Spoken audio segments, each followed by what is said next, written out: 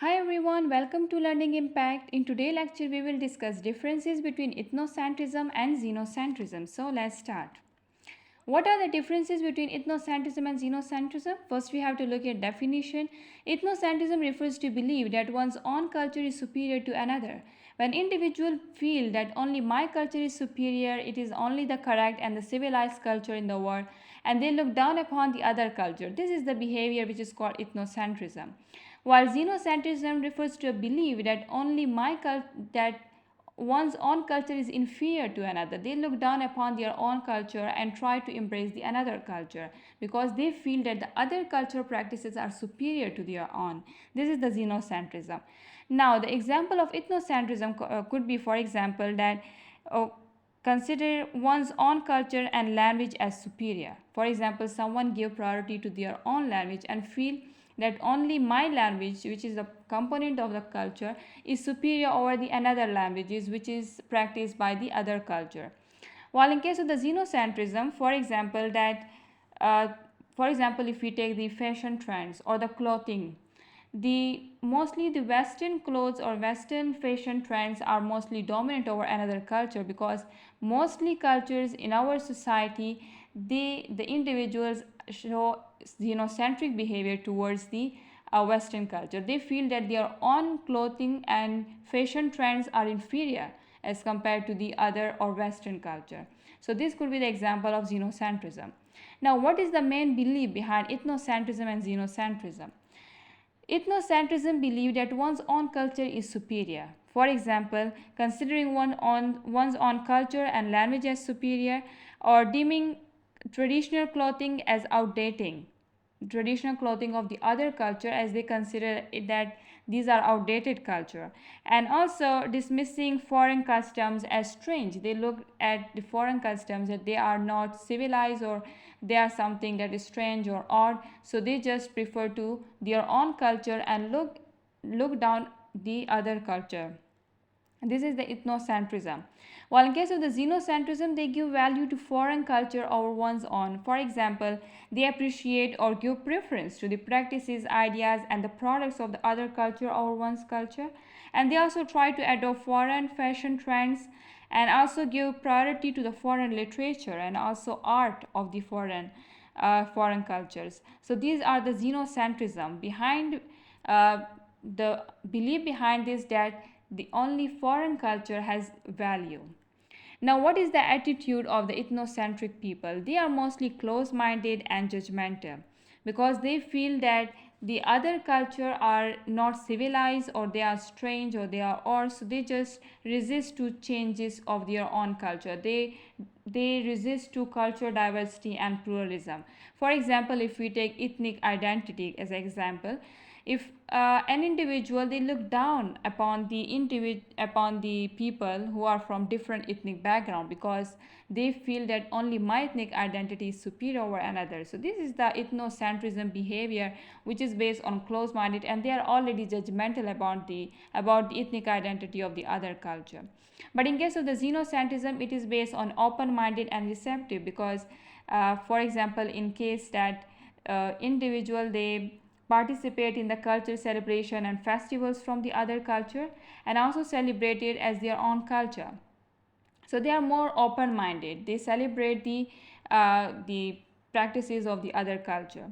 Now, ethnocentrism and xenocentrism, what is that? How is that related to stereotyping? In case of the ethnocentrism, they promote stereotypes and prejudice because they give priority to their own. For example, in case of the culture norms, they believe that the way one's own culture handles family structure, relationship, and societal roles is the only correct way. But in case of the xenocentrism, they encourage learning from the diverse perspectives. For example, in case of the language learning, they actively learn and using phrases of the other language and show respect for the language of the other culture. Then the other differences are that how xenocentrism and ethnocentrism impact our learning. In case of the ethnocentric behavior, these individual hinders learning from the other culture because they do not try to learn the other culture, other languages, their custom, tradition. They do not learn about them.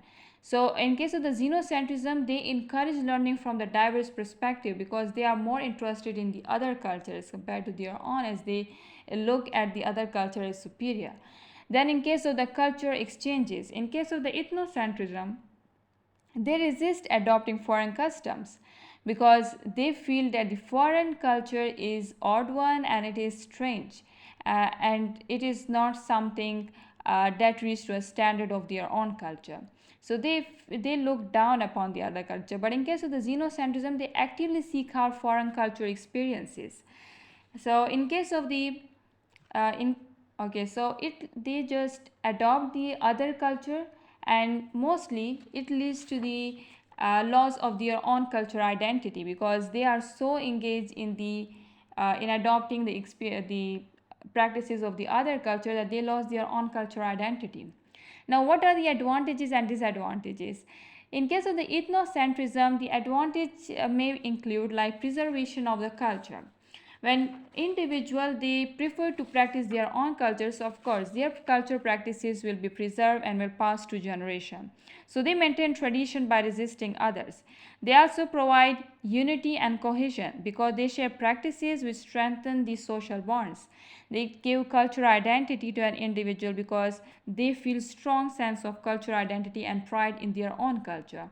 And cultural stability, yes, only that culture remains stable which is practiced, which is alive, which is shared by the people of their own.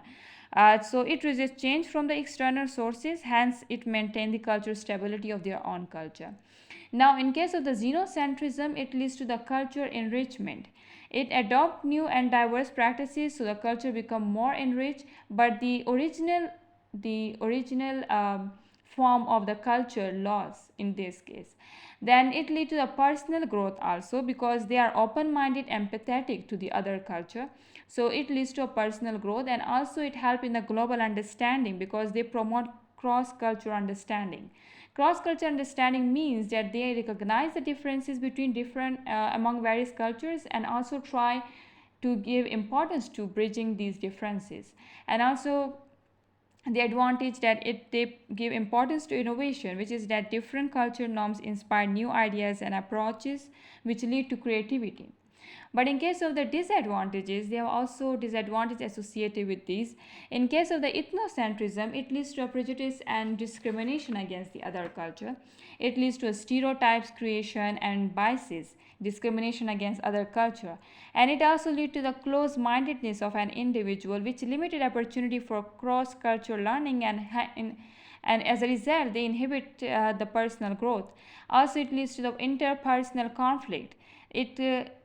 Due to the ethnocentric behavior, individual has some clashes with the interaction of the people from various cultural background.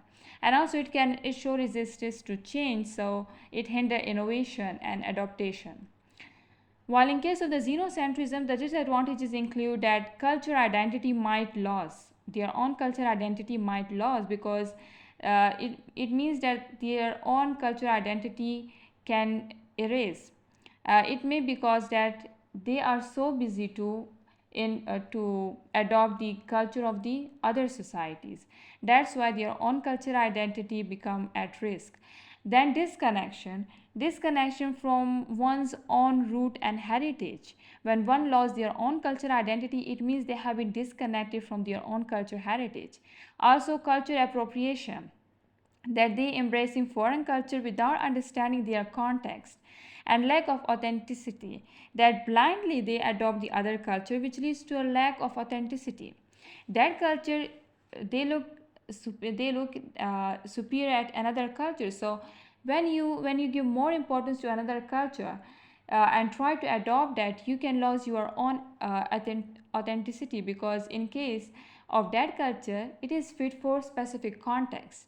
Now, to adopt that culture, you have first to make the context of your society as that similar to that society. So that's why it is considered the advantages and disadvantages of the ethnocentrism and xenocentrism. Then examples. Example of the ethnocentrism might include mostly the genocidal moments, the genocidal events had happened due to the ethnocentric behavior. For example, the Holocaust, which was the genocide of the European Jews during the World War II, which was between 1941 and 1945, caused by the Nazi Germany and its collaborators, who systematically murdered about 6 million Jews across German occupied Europe. So this was the example of the ethnocentric because the Nazi Germany looked down upon the culture of the Jews.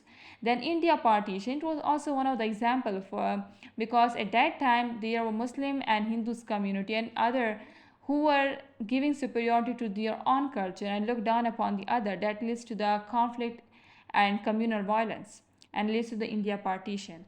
Also the Trial of Tears, which was the ethnic cleansing and forced displacement of 60,000 people of 5 civilized tribes by the United States, which was favored by the President Andrew Jackson, forced westward migration of the American Indian tribes from the south and southeast.